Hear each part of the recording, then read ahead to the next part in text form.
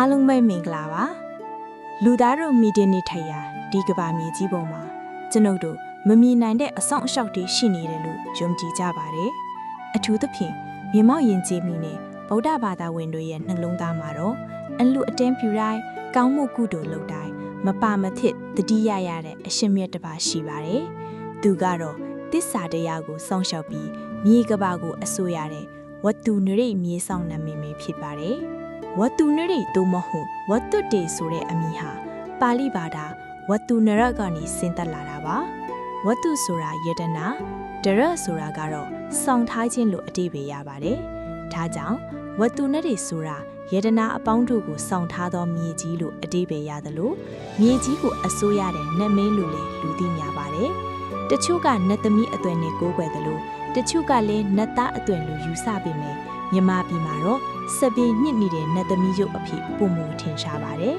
ဝတ္တုနရိနတ်မင်းရဲ့အကြောင်းကိုပြောရင်ဂေါတမဖရာအလောင်းတော်ရဲ့အောင်ပွဲကိုခြံလက်ထားလို့မရပါဘူးလွန်ခဲ့တဲ့နှစ်ပေါင်း2600ကျော်မဟာတက္ကရာ26ခုနှစ်ကစုံလပြည့်စည်နေညနေခင်းမှာဖရာလောင်းဟာဘောဒီပင်နဲ့ရွှေပလင်းထပ်မှာဖရာအထစ်သို့ရောက်ရှိဖို့အားထုတ်နေချိန်မှာမာနတ်မင်းဟာစစ်တီတော်ကုရီပေါင်းများစွာနဲ့လာရောက်နှောင့်ယှက်ခဲ့ပါတယ်မာနတ်မင်းဟာဒီရွှေပလင်းဟာသူ့ရဲ့ပိုင်ဆိုင်မှုဖြစ်ကြောင်းနဲ့သူ့ရဲ့စစ်တီတော်တွေကတက်သေးဖြစ်ကြောင်းကြုံဝခဲ့ပါတယ်အဲ့ဒီအချိန်မှာဖျားလောင်းမှာတော့တက်သေးပြစရာလူဒန်းစစ်တီမရှိခဲ့ပါဘူး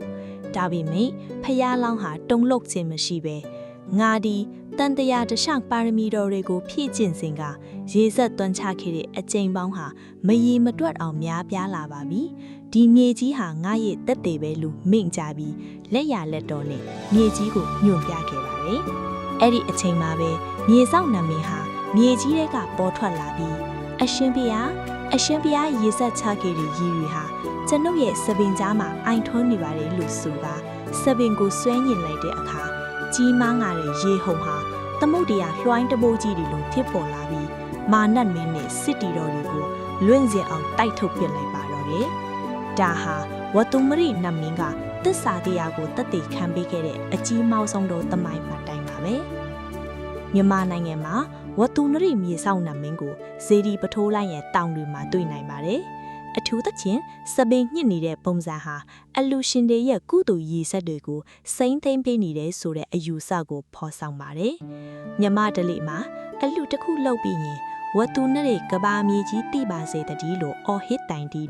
ရေဆက်သွင်းချလေးရှိပါတယ်ဒါဟာဖျားလောင်းသက်တည်ထူခဲ့တဲ့နီလန်ကိုအတူယူလာဆက်တယ်လို့မိမိရဲ့ကုသိုလ်ဟာကဘာတီစရွေ့မြေကြီးကသက်တည်အဖြစ်ရှိနေပါစေဆိုရဲ့ရည်ရွယ်ချက်ပါပဲ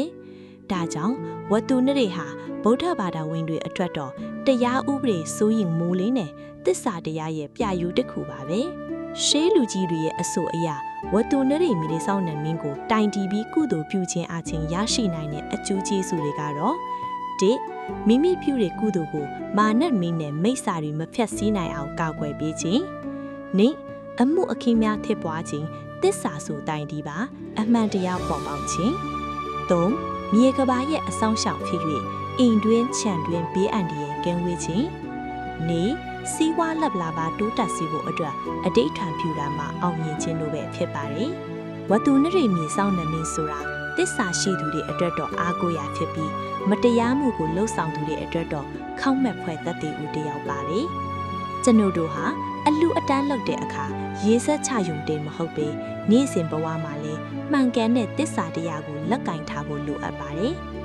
သင်ဟာဒီနေ့တခုခုကောင်းမှုပြုခဲ့ရင်ဝတ္တုနရိကိုတတ်သိထူဖို့မမေ့ပါမြေကြီးရှိနေတဲ့၍သင်ရဲ့ကုသိုလ်တွေဟာပျောက်ပြတ်သွားမှာမဟုတ်ပါဘူးအားလုံးပဲသစ္စာတရားရဲ့အဆောင်အရှောင်ကိုခံယူနိုင်ကြပါစေကြည့်ရှုပေးတဲ့သူများအားလုံးကျေးဇူးတင်ပါတယ်ချိုင်းနဲ့တက်တယ်ဆိုရင် channel လေးကို subscribe လုပ်သွားပေးကြပါဦးနော်